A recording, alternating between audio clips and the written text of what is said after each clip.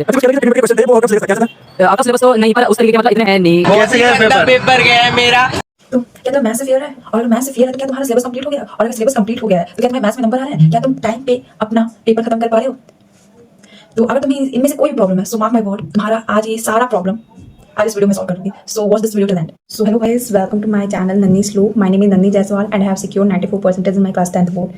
And if I talk about my maths examination, then it was not so good क्योंकि मेरा यही paper था जिसमें मेरे साथ ट्रेजेडी हो गई थी. And as you all already watched my previous video, there I told you about my sample papers in maths. So I told that कि मैं मैथ्स में करीबन 25 से 30 सैम्पल पेपर्स मैंने लगाया था और लाइक मेरा सैम्पल पेपर्स में भी मार्क्स ठीक ही आ रहे थे. और talking about my records in maths, तो मैं मैथ्स में उतनी वीक भी नहीं हूँ और उतनी कुछ टॉपर भी नहीं हूँ. मैं मैथ्स में मतलब लाइक ऑलमोस्ट 95 अबव रहती हूँ एग्जाम्स में. बट समटाइम्स मेरा प्रोक्रेस्टिनेशन इतना ज़्यादा हो जाता है कि मेरे मैथ्स में मतलब 90 से भी नीचे आ जाते हैं. और ये मेरे बोर्ड्स के एग्जाम में भी हुआ.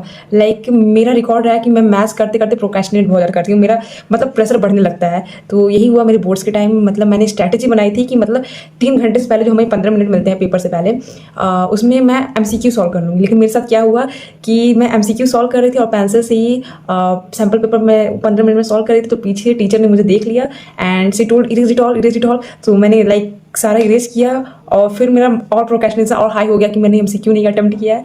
अब उसे 3 घंटे मुझे MCQ भी अटेम्प्ट करता था. बाय द वे मैंने पूरी प्रैक्टिस की थी कि मतलब 3 ही घंटे में MCQ भी करूँगी, लेकिन फिर भी मतलब 15 मिनट को मैं यूटिलाइज करना चाहती थी.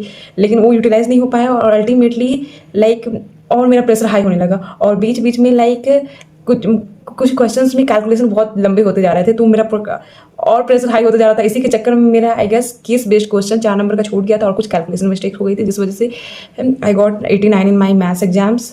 एंड टॉकिंग अबाउट यू, तुम्हारे साथ ऐसा ना हो तो इस वीडियो में मैंने लाइक लास्ट तक पूरी स्ट्रैटेजी दी है. और इसलिए इस वीडियो को पूरा लास्ट तक देखना. मार्क माई वर्ड्स, तुम्हारा एक एक प्रॉब्लम सॉल्व हो जाएगा. इसलिए वीडियो में एंड तक बने रहना. सबसे पहले बात करते हैं कि क्या तुम्हारा मैथ्स का सिलेबस अभी तक खत्म हुआ है कि नहीं. तो अगर तुम्हारा सिलेबस खत्म हो गया है तो तुम्हारी अगर तैयारी अगर तुम चेक करना चाहते हो तो याद रखना, अगर तुम्हारी NCERT और RS अगर कंप्लीट है तो तब भी तुम्हारी तैयारी कंप्लीट है और तुमको सैम्पल पेपर ही लगाने की ज़रूरत है. और अगर तुमने ऋतिक सर की क्लासेस की हैं तो तुम्हें कुछ नहीं करने की जरूरत. ना NCERT ना RS अगर तुम्हारा ऑलमोस्ट एवरीथिंग डन है क्योंकि ऋतिक सर सब कवर कर देते हैं. और टॉकिंग अबाउट मी, तो मैंने तीनों ही किया था, RS अग्रवाल, ऋतिक सर का वीडियोस एंड ये NCERT तो मैंने 7-8 बार लगा लिया था और RS अग्रवाल 2 बार लगाई थी. और ऋतिक सर का तो वीडियो 1 ही बार देखा था. और अगर बात करते हैं तुम्हारा NCERT और RS अग्रवाल कुछ भी नहीं कंप्लीट है और तो तुम्हें क्या करना चाहिए. तो अगर सिलेबस नहीं कंप्लीट है तो तुम्हें इस वक्त जो तुम्हारे सबसे हाई वेटेज वाले चैप्टर हैं उस पर ध्यान देना चाहिए. लाइक जिस चैप्टर से कंफर्म है 5 या 4 नंबर के क्वेश्चंस आएंगे, उन क्वेश्चंस को पूरा पक्का कर लो, उसको एकदम तैयार कर लो, कोई कसर मत छोड़ो उसमें. और जो इजी चैप्टर हैं जो तुम्हें आते हैं उस पर ज़्यादा ध्यान मत दो, क्योंकि जो इजी हैं लाइक अगर मानते हैं SCF और LCM निकालने वाले जो क्वेश्चन है वो MCQ में आएंगे, 1-1 नंबर में आएंगे, 2 नंबर में आएंगे, तो वो तुम कर लोगे, ज़्यादा हार्ड नहीं बनेंगे. तो तुम उस पर फोकस करो जिससे तुमको ज़्यादा मार्क्स मिलने वाले हैं. Okay. And for time being तुम्हारा पहला पेपर ही मैथ्स का है, तो जो चैप्टर तुम्हारा नहीं कंप्लीट है तो उसके लिए तुम ऋतिक सर का वीडियो देख लेना. 1 शॉट उनके यूट्यूब से मिल जाएंगे तुमको और सब कवर कर लेना. उसमें लाइक जितने इंपॉर्टेंट क्वेश्चन वो करा रहे हैं वो कवर कर लेना. और जो तुम्हें आता है वो तुम छोड़ भी सकते हो उससे. बात करते हैं तुम अपने पेपर के दिन तुम अपने टाइम कैसे मैनेज करोगे. तो सबसे पहले इसके लिए क्या करना है, जितने फॉर्मूले हैं और जितनी थ्योरम्स हैं उनको पी जाओ. लाइक मैं सही बोल रही हूँ, इसको पूरा पी जाओ, रट्टा मार लो, जो करना है वो कर लो, क्योंकि ये बहुत इंपॉर्टेंट है. क्योंकि तुम देखोगे तुम्हारे स्टेप्स में उसके लिए मार्क्स मिलते हैं, कहीं आधा नंबर मिल जाएगा, कहीं 1 नंबर मिल जाएगा. लाइक मैंने 1 नंबर तो नहीं लिखा लेकिन आधा नंबर तो मिलता है फॉर्मूला और थ्योरम लिखने के लिए. तो उसको एकदम अच्छे से पी लो. और याद रखना, इसके लिए एक स्ट्रैटेजी बता रही हूँ. तुमको जितने भी क्वेश्चन मिलेंगे, मतलब जहाँ जहाँ तुमको फॉर्मूला लिखना होगा, याद रखना तुम एकदम टाइम उसके लिए अलॉट कर दो कि तुम 3 से 4 ही सेकंड दोगे एक फॉर्मूला लिखने के लिए और करीबन 15 से 20 सेकंड दोगे एक सर्कल का थ्योरम लिखने के लिए और ट्रायंगल का थ्योरम लिखने के लिए, कुछ भी हो.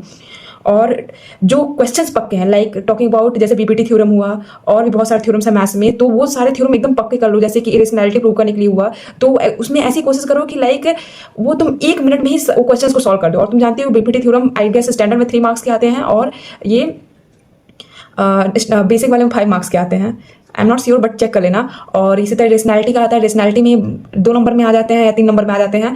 तो इसको पक्का कर लो, 1 मिनट में तुम किसी भी तरह इसको सॉल्व करो जिससे तुम्हारा और टाइम बचेगा। तुम इसको पक्का करने के लिए क्या कर सकते हैं, तुम 1 मिनट का टाइमर लगा करके ये थ्योरम्स और ये रेशनैलिटी प्रूव करना वगैरह तुम 1 मिनट के टाइमर में उसको किसी भी हालत में कंप्लीट करने की कोशिश करो। तुम 10-15 बार करोगे, तुम्हारा मतलब पक्का हो जाएगा, 1 मिनट में तुम करने लगोगे। और इससे तुम्हारा क्या होगा कि जिस क्वेश्चन में तुम 5 से 6 मिनट दोगे पेपर में, उसके लिए तुम 1 ही मिनट अलॉट करोगे, तुम और टाइम बचाओगे, किसी और क्वेश्चन पर फोकस कर पाओगे। और कोई क्वेश्चन नहीं आ पाएगा तो उसमें और ज़्यादा भी टाइम दे पाओगे। और इसके बाद तुम्हें क्या करना है, हर एक सेक्शन के लिए पर्टिकुलर टाइम डिवोट कर देना है। Like talking about my strategy, तो मैं सेक्शन ए जो एमसीक्यू वाला पोर्शन होता है उसको 20 मिनट में कंप्लीट करने की कोशिश करती थी, और सेक्शन बी 25 मिनट में, सेक्शन सी 30 मिनट में, और सेक्शन डी 45 मिनट्स में, और सेक्शन ई जिसमें तुम्हारे 2 केस बेस्ड क्वेश्चन आते हैं उसमें लाइक तुम 10-10 मिनट अलॉट करोगे तब भी तुम्हारा हो जाएगा। लेकिन मान के चलो तुम 25 मिनट डिवोट कर देते हो तो तुम्हारा कुल मिलाकर 145 मिनट होगा। और 145 तुम्हारा पूरा 3 घंटे का पेपर है तो तुम्हारा 35 मिनट बच जाएंगे। और इस 35 मिनट तुम पूरा फिर से रिवाइज करने के लिए पेपर में दे सकते हो, इंपॉर्टेंट चीज़ हाईलाइट्स करने में दे सकते हो। तो इस तरह तुम्हारा पूरा मतलब टाइम मैनेजमेंट हो जाएगा। और टॉकिंग अबाउट सीबीएसई ट्रेंड्स, तो पिछले साल का पेपर स्टैंडर्ड का बहुत ज़्यादा हार्ड था। मैंने यूट्यूब पे वीडियोस भी देखे थे, like some people were saying कि पेपर आउट ऑफ सिलेबस बना था। लाइक मेरे यहाँ तो ऐसा कुछ नहीं हुआ था, लेकिन हाँ पेपर लेंदी था और ज़्यादा कैलकुलेशन बेस्ड था। एंड इसलिए अब होप छोड़ दो कि पेपर इजी बनेगा, तुम्हें हार्ड के लिए प्रिपेयर करना है।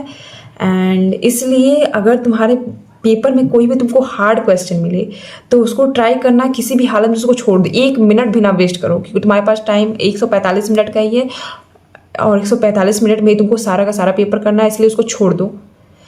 उससे क्या होगा, तुम्हारा जो 145 मिनट में जो उसमें तुम उस क्वेश्चन के लिए टाइम अलॉट किए रहोगे उस क्वेश्चन के लिए तुम्हारे पास टाइम बच जाएगा, और जो 35 मिनट बचेंगे वो भी बच जाएगा।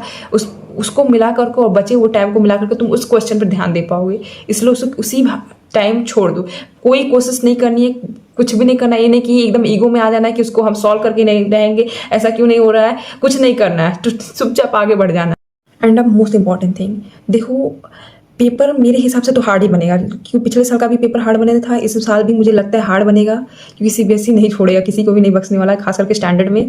तो इसलिए अगर पेपर हार्ड आता है, कोई ऐसा क्वेश्चन मिलता है किसी भी सेक्शन में जो तुमसे नहीं हो पा रहा है, उस वक्त इसको छोड़ देना, ईगो मत आने देना, जैसे मैंने पहले ही बोला है।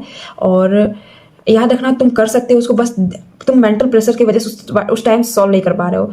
और एट दी एंड जब तुम्हारे पास पूरा टाइम बचा रहेगा उस क्वेश्चन को फिर से अटेम्प्ट करना, अगर ना हो पाए तब भी तो याद रखना तुमने पूरी तैयारी की है, और उसके बेसिक से बेसिक चीज़ पे जाना जो तुम पढ़ के आए हो। कुछ भी ना आए तो जो तुम्हारा मन करे, लाइक उसमें फॉर्मूला लिख देना, कुछ स्टेप्स ही लिख लेना। तुमको पता होगा कि लाइक इतना ऐसे ऐसे करूंगा तो मैं आ जाऊंगा, ऐसा ला सकता हूँ, तो तुम वही इतना लिख के आ जाता, तुमको उस पर भी नंबर टीचर्स दे देते हैं। And one most important thing, याद रखना मैथ्स के एग्जाम में वही सक्सेसफुल होंगे, उन्हीं के मार्क्स अच्छे आएंगे जो लास्ट तक बने रहेंगे। तो किसी भी हालत में अपने मेंटल प्रेशर को अपने आप पे हावी मत होने देना, कॉन्फिडेंस मत टूटने देना, एंड डू नॉट प्रोक्रेस्टिनेट, क्योंकि as I already told you मेरे साथ यही हुआ था, आई प्रोक्रेस्टिनेटेड, दैट्स व्हाई मेरा पेपर भी छूट गया था, 4 नंबर का केस बेस्ड क्वेश्चन छूट गया था।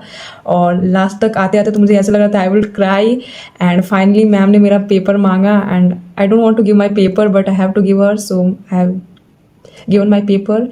एंड आई विल होप कि तुम्हारे साथ ये सब ना हो, इसलिए as I already told you all the steps, तो सबको फॉलो करना। And all the best for your exam, and till then take care and do not forget to like and subscribe my channel. Bye bye.